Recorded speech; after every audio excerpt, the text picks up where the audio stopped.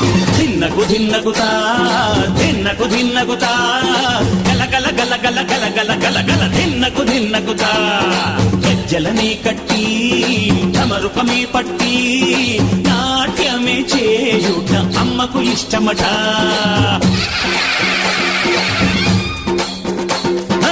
ఊరే ఊగేల ఇయ్యాలి హారతి కాయలు కొట్టి ఫలములు పెట్టి పాదాలు తాకితే అడిగిన వరములు ఇచ్చును తల్లే